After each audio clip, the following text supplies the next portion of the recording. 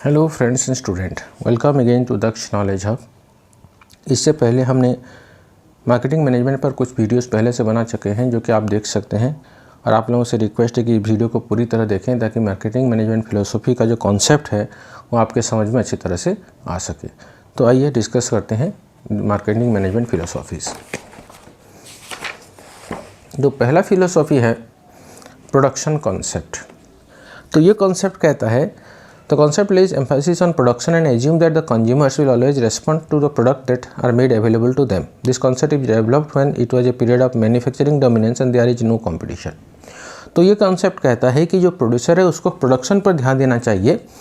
Consumer के बारे में उसको सोचने की कोई आवश्यकता नहीं है, क्योंकि मार्केट में बहुत ज़्यादा डिमांड है और कोई भी प्रोडक्ट हम बनाते हैं वो आराम से बिक सकता है।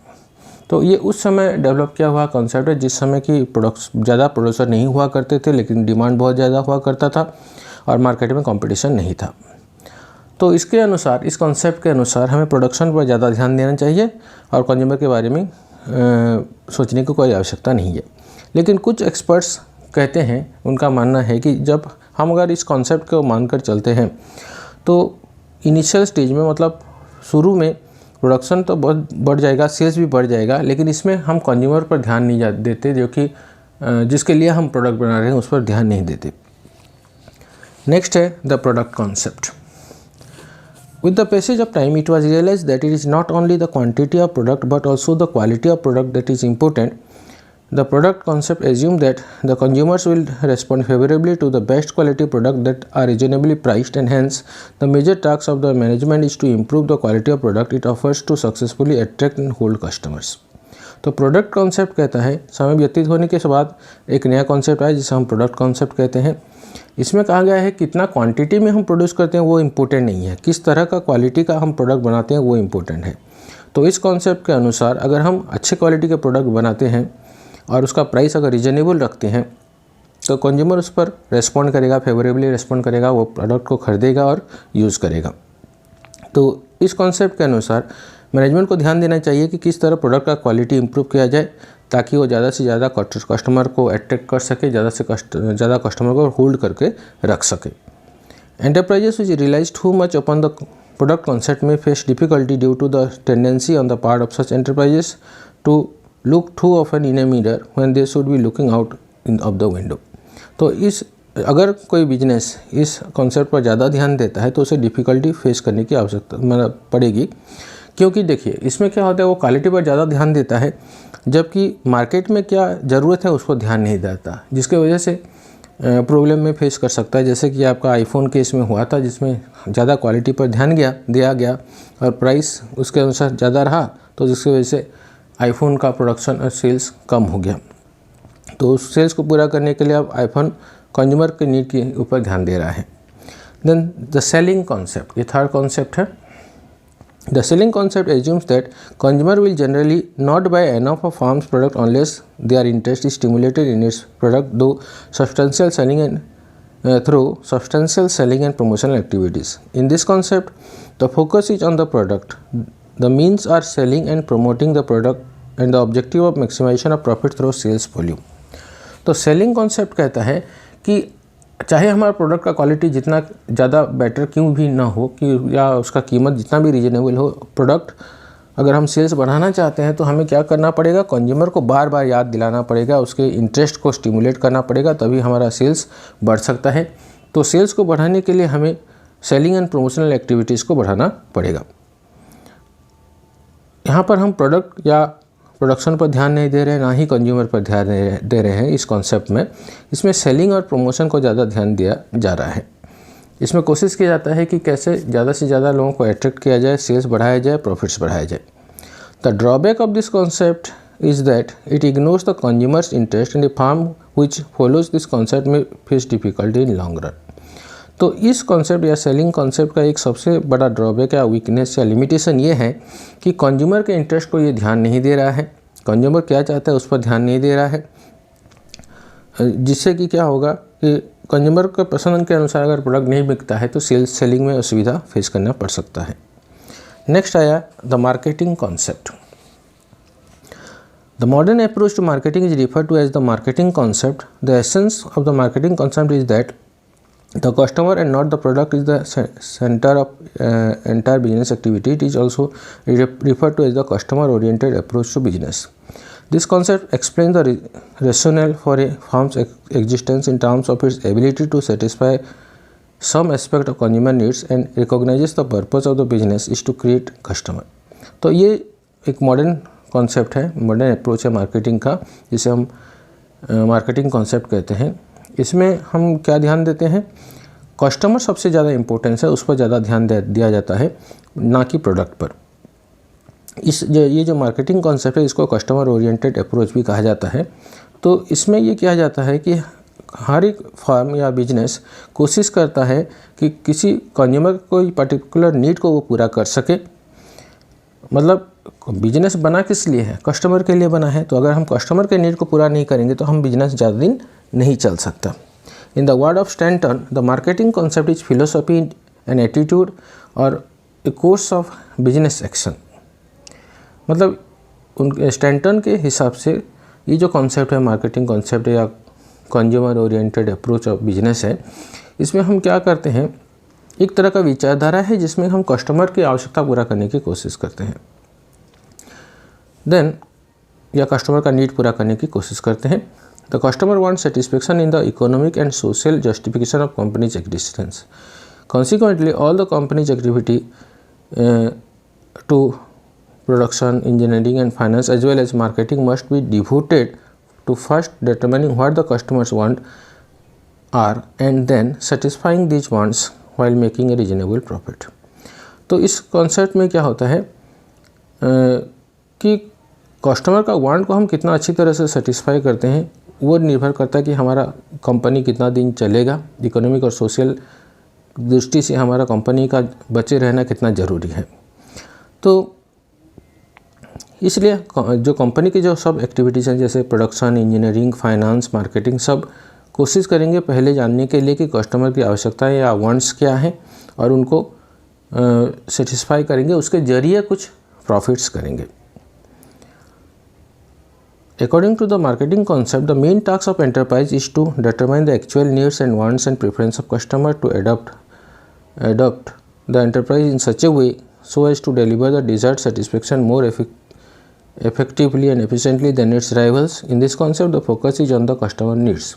The means are integrated marketing and the objective is maximization of profit through consumer satisfaction.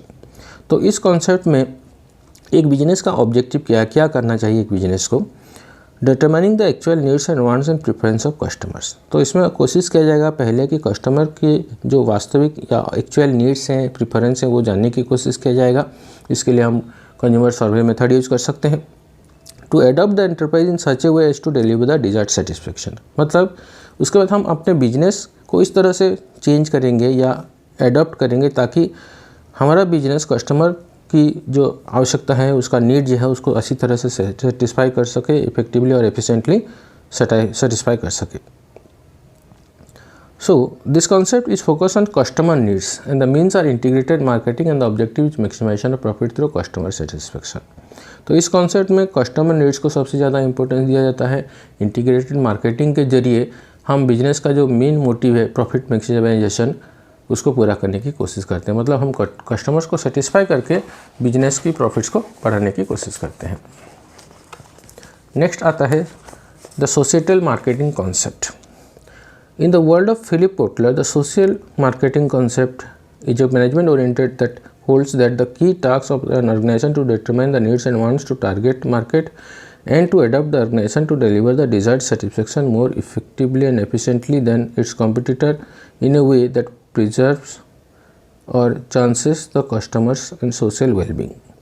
तो फिलिप कोटलर के हिसाब से सोशल मार्केटिंग कॉन्सेप्ट एक तरह का विचारधारा है या मैनेजमेंट का एक तरह का स्वरूप है, जिसमें हम पहले टारगेट मार्केट की नीड और वांट को जानने की कोशिश करते हैं। टारगेट मार्केट किसे कहते हैं? वो मार्केट जहाँ पर हम प्रोडक्ट बेचना चाहते हैं, वो हमारा टारगेट मार्केट है। वहाँ के कस्टमर के नीड और वांट्स को हमें जानना पड़ेगा। उसके अनुसार ऑर्गेनाइजेशन को ऑर्गेनाइजेशन में चेंजेस करना पड़ेगा ताकि हमारे कॉम्पिटिटर्स की अपेक्षा बेटर वे से हम कंज्यूमर के नीड को पूरा कर सकें और अच्छे तरीके से, मतलब कॉम्पिटिटर से अच्छी तरीके से हम नीड एंड वांट्स को पूरा कर सकें, कंज्यूमर के प्रेफरेंस के अनुसार प्रोडक्ट प्रोवाइड कर सकें, उसके साथ ही साथ समाज का भी भला हो। The societal marketing concept aimed at serving the target market in such a way as to deliver not only maximum consumer satisfaction but also long run individual and social benefit. तो सोशल मार्केटिंग कॉन्सेप्ट कहता है कि हम target market को service भी देंगे, उसके साथ ही साथ कस्टमर को मैक्सिमम सेटिस्फेक्शन देंगे, लॉन्ग रन में इंडिविजुअल और सोशल बेनिफिट्स भी हमारे बिजनेस से मिलना चाहिए। It must concentrate on customer needs and interest in addition to their wants and desire. तो इसमें हम क्या करेंगे, कस्टमर के नीड्स और इंटरेस्ट को भी ध्यान देंगे, उनकी आवश्यकताओं को भी ध्यान देंगे। This concept lays more emphasis on social responsibility of business as the latest trend in marketing.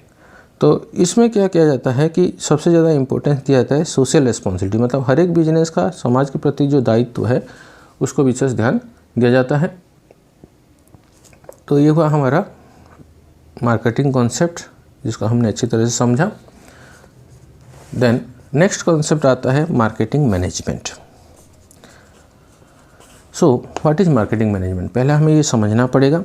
Marketing concept Philip Kotler define करते हैं, marketing management is the art and science of choosing target market and getting keeping growing customers through creating delivery and communicating superior customer value of the management.